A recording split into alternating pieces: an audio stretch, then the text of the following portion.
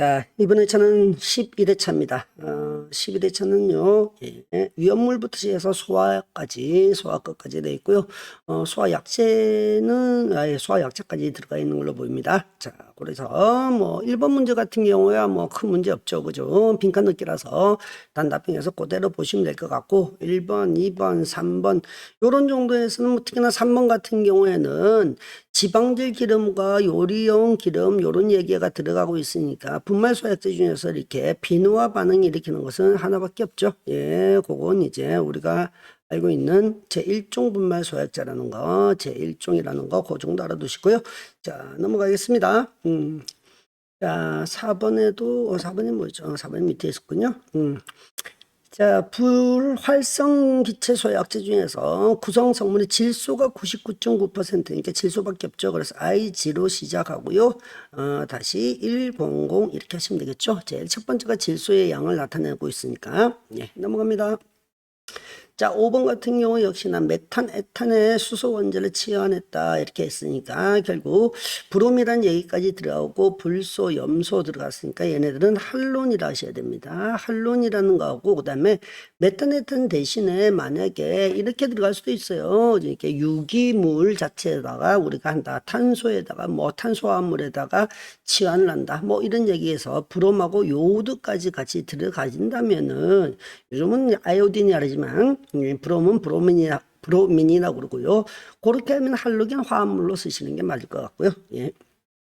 자, 6번 가봅니다. 가스계 소화 설비에 대한 얘기인데, 그죠? 역시나 이렇게 채소 소화 농도에다가 안전율 20%를 고려해서 했다니까 더했다. 그러니까 1.2를 곱하는 거니까 얘네들은 설계 농도, 채소 설계 농도 이렇게 가시면 되겠습니다.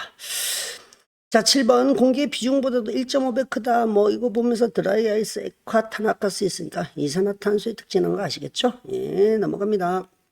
자, 8번에 계면활성제다가 역시나 여기 나와 있네요. 기포안정제가 첨가되어 있는 것은 우리는 합성 계면활성제포라고 얘기를 하죠. 그 외에도 얘네들은 팽창비 조절을 할 수 있어 고팽창이 가능하다. 이것도 알아두셔야 되겠죠. 자, 9번 갑니다. 동물의 단백질 가수분해고 있고요. 그 외에 다른 건 들어가 있지 않나요? 제1천렴이 들어가져 있고요. 그쵸? 그래서 얘는 단백포 소화약제 하시면 되겠고요. 불화 단백포 소화약제는 제1천렴을 줄이고 대신 불속에 계면활성제를 넣었다. 이런 말이 들어가시면 딱 좋겠어요. 예, 넘어가 봅니다.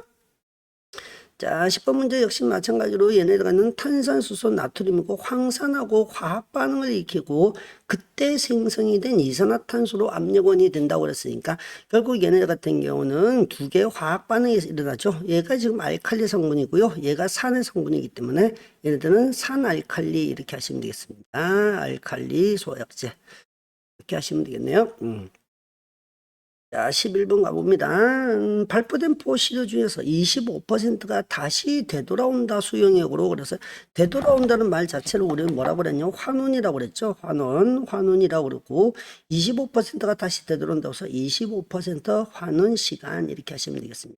중요한 것은 사실상 그 뒤에 있는 얘기가 더 중요한 얘기죠. 자, 길수록 포의 유지 능력이 좋다는 의미를 가지고 있습니다. 이게 25% 환원 시간 자체가 포 수용액으로 되돌아온다는 말 자체는 결국 포가 깨져버린다 이렇게 생각하시면 된다고 그랬습니다. 자, 12번 같은 경우는 영하 20도가 중요한 게 아니죠. 그러니까 결국에는 여기는 탄산칼륨을 많이 사용한다 이런 얘기가 되어 있습니다. 이런 것도 우리는 강화액 소화약제 이렇게 했습니다. 물론 강화액 같은 경우는 지금과 같이 얼지 않는다는 장점도 있지만은 역시 장점은 뭐겠죠? 예, 여기는 탄산칼륨이라는 성분 때문에 부촉매 소화약제가 소화 효과가 커진다. 그 정도 얘기겠고요. 자, 14번 같은 경우는 이제 소화제 조사에 대한 얘기가 또 나와 있네요. 고정자수는 경제적으로 사용할 수 있는 연수이기 때문에 이것을 우리는 내용연수 이런 말을 썼더랬습니다. 법정 용어고요. 자, 15번 같은 경우는 역시나 이제 요거는 좀 제외하셔도 되겠습니다. 이제 삭제해 드릴게요. 삭제. 이유 중에 하나가 지금 제5류 위험물 같은 경우는 지정 수량 자체가 제1종과 제2종으로 구분해서 10kg와 100kg로 나눴는데 이 아이들 자체가 지금 1종과 2종이 명확하게 구분이 안 된 상태예요. 그러니까 얘네들은 문제를 자체를 삭제하시겠습니다. 뒤로 넘어가 보겠습니다. 자, 주관식 문제요. 예, 역시 주관식 문제 풀기 어렵죠. 예. 뭐 정확하게 알지 않으면 안 되니까 그래도 우리가 해봅시다. 역시 화재조사를 수행하는 소방공무원이니까 이것을 우리는 화재조사관 이렇게 됐고요. 조사관이 됐고요. 17번은 팽창비에 따라서 기계포 자체가 제일 먼저 이 분류할 때 고팽창이 있단 말이죠. 고팽창 같은 경우는 기본적으로 시작할 때 얼마부터 시작하죠? 80부터 시작해서 250까지, 그리고 250에서부터 500까지, 그리고 500에서부터 시작해서 1000 미만까지가 우리가 배우는데 이게 1종, 2종, 제1종 기계포, 제2종 기계포, 그러니까 결국 제2종이라고 하시면 되겠습니다. 2종. 자, 18번 역시 제1 인산암모늄이라고 되어 있네요. 그렇죠? 다몽색으로 착색되어 있고, 자, 성분을 좀 알아두시는 게 가장 좋다고 그랬습니다. 그래서 얘는 제3종 분말소액제. 물론 뒤에 가면은 이 아이들이 어떤 한 역할, 뭐 성분들이 나와서 분해되는 것들, 그런 것들도 있을 겁니다. 자, 19번 한론 소화약제 중에서 ODP 비율이 가장 큰 것부터 나오고, ODP라는 것이 뭐냐면은 오존층, 오존 파괴지수 이렇게 얘기를 했습니다. 물론 요즘 흔히 뭐 한론을 빼야 되느냐 말아야 되느냐 그러는데 뭐 빼도 뭐 큰 문제는 안 생기겠지만은 대략적인 자세한 특징보다는 그래도 이런 것들이 어떤 문제점이 있었다 이 정도는 알아두시는 게 제일 좋을 것 같고요. 역시나 ODP 비율이 가장 큰 것을 얘기는 이게 1301이 가장 크고요. 그 다음이 2402, 그 다음이 1211 이렇게 되어져 있습니다. 111이 가장 낮다고 볼 수 있죠. 자, 20번 갑니다. 표면 하주입 방식으로 표면 하주는 탱크의 아래쪽으로 집어넣어서 얘네들이 위로 올라가서 거품이 형성이 되는 이런 것들을 말한다고 그랬는데 얘네들은 이제 수성막포하고 보라단백포 다시 말해서 지금처럼 이렇게 불 속에 계면활성제가 들어가 있는 것은 표면 하주입 방식이 가능하다. 그렇게 생각하시면 되겠네요. 자, 이제 객관식 문제, OX 문제가 있군요. 예. 자, OX 문제 여전히 이제 중요하다고 얘기하는 메타인산이 나오고요. 메타인이 방진 효과를 나타낸다고 했습니다. 그래서 이것이 이제 제3종 분말 소화약제입니다. 역시 메타인산하고 올수인산하고 어떤 소화 능력 또는 소화 효과 요건 다르게 표시되어 있으니까 잘 기억하시고요. 올수인산은 탈수 탄화작용한다고 그랬죠. 둘 다 일반 화재 즉 목재에서 작용을 잘한다 이렇게 볼 수 있습니다. 자, 22번이요. 제2종 분말 소약제 같은 경우는 탄산, 수소, 칼륨으로 되어져 있습니다. 그렇죠? 그러니까 일종과 차이점은 칼륨이 들어가 있다는 얘기입니다. 부촉미 효과가 당연히 칼륨 때문에 있고요. 질식 효과 가스기니까 있고요. 냉각 효과가 열분해 되니까 있습니다. 그래서 없다가 아니라 있다 이렇게 하셔야 됩니다. 있다. 자, 23번요. 분말 같은 경우 가스기이기 때문에 전부 다 비전도제죠. 예, 전기화재도 효과가 있습니다. 그래 분말 같은 경우 기본적으로는 B와 C급에다가 적응성이 있고요. 제3종 분말 소약제 같은 경우는 A까지 있다. 이렇게 알아두셔야 되겠습니다. 24번 갑니다. 불활성기체 소화효과는 역시 냉각은 다 됩니다. 냉각 있고요. 질식은 있지만은 부촉매 효과가 없다는 게 좀 특징적이죠. 예, 그래서 얘네들은 부촉매 효과 없고 냉각 또는 질식이 이제 가장 주된 작용이다. 그렇게 생각하시면 되겠네요. 자, 25번 갑니다. 할로겐 화합물 소화액제에 사용되는 가스는 대부분 저장 안정성이 좋습니다. 화학적으로 좀 안정한 편입니다. 그래서 장기간 저장이 가능하다. 장기간 저장 가능하고 화학적 저기 저장 안정성이 좋아서 좋아. 자, X가 되겠습니다.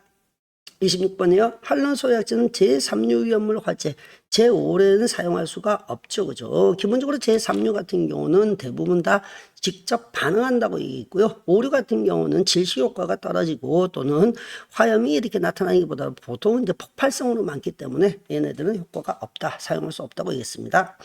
자, 27번요. 이산화탄소 소화액제는 침투성이 좋은 편입니다. 내부까지 침투하거나 신부화제도 쓸 수 있다. 적합하다. 이렇게 하시면 되겠네요.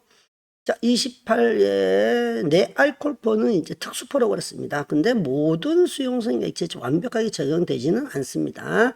왜냐면 이제 어떤 수용성 액체 자체가 자신이 가지고 있는 수용성 정도와 비수용성 정도에 약간씩 차이가 있기 때문에 완벽하게 적응되는 것은 아니다. 이렇게 하셔야 되겠습니다. 자, 그래서 X가 되겠고요. 29번 갑니다. 합성계면활성제포 소화약제는 내열성과 내유성이 약해서 포막이 얇고 기름에도 좀 약한 편입니다. 대형 유류 탱크와 화재에서 윤화 현상이 일어날 염려가 있습니다. 윤화 현상이 일어나는 직접적인 원인은 여기에는 내열성이 작기 때문에 그렇죠. 내유성이라는 것이 작으면은 보통 우리가 표면 하주입 방식을 쓸 수 없다. 그렇게 연결지는 것도 괜찮습니다. 예, 맞는 얘기고요. 자, 30번 가봅니다. 수성막포 소약제는 금속 페인트제 부식성이 큽니다. 그렇죠? 보통 제가 치약 생각하시면 딱 좋다고 그랬습니다. 네, 31번이요. 담배포 소약제는 저장류 화재보다는 유출류 화재에 오히려 얘네 좀 끈적끈적한 편이기 때문에 점성이 있는 편이기 때문에 유출류가 흘러가는 것을 따라잡기가 좀 어렵습니다. 유동성이 작아서. 그래서 저장류 화재가 유출류 화재보다 유리하다. 이렇게 하시는 게 맞겠습니다. X고요.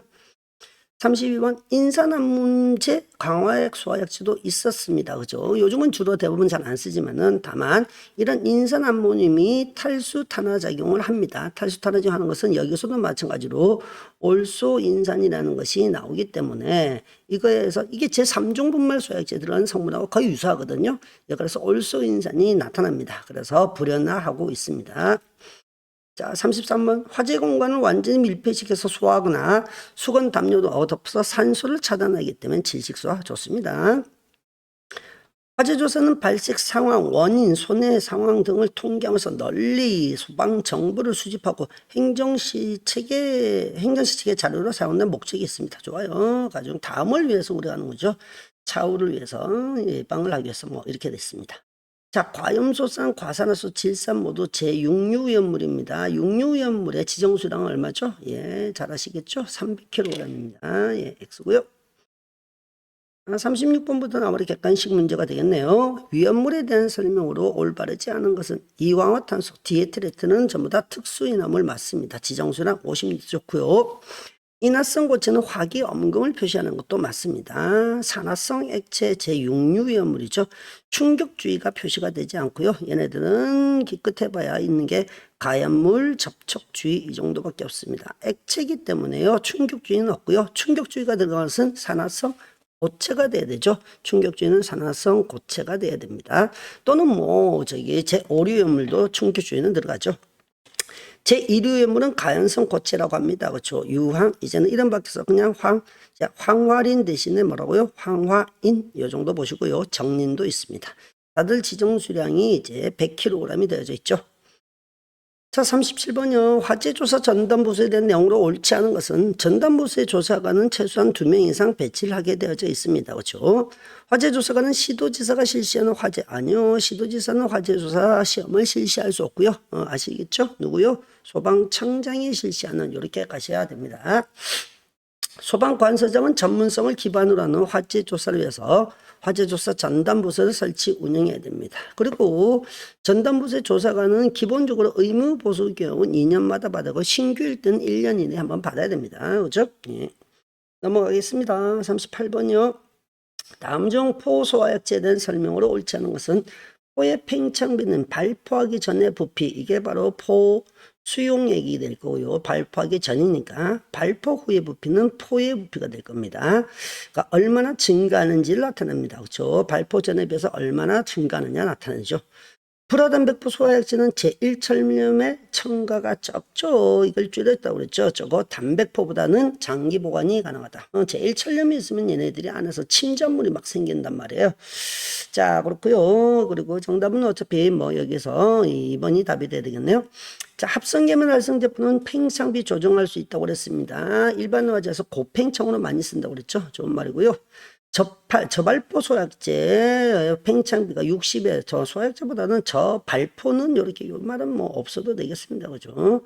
소화약제로 따라도 안 해도 되고 팽창비가 6에서 20 이하이고 내열성은 크지만 유동성은 대체적으로 작습니다. 이럴 때 비교할 때는 저발포하고 뭐하고 비교하는 게 이렇게 소화약제란 말이 들어서 조금 혼돈할 수가 있는데요.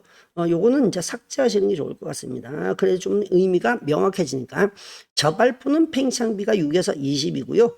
그다음에 내열성은 큰 편입니다. 이건 비교를 할 때 언제나 저발포하고 고발포하고 비교를 합니다. 같은 어떤 양을 가지고 같은 약재를 가지고 저발포를 할 때와 그다음에 고발포를 할 때 요렇게 비교하는 게 맞거든요. 예, 그래서 유동성은 작고 내열성 크다. 내열성이 큰 이유는 저발포가 아무래도 고발포에 비해서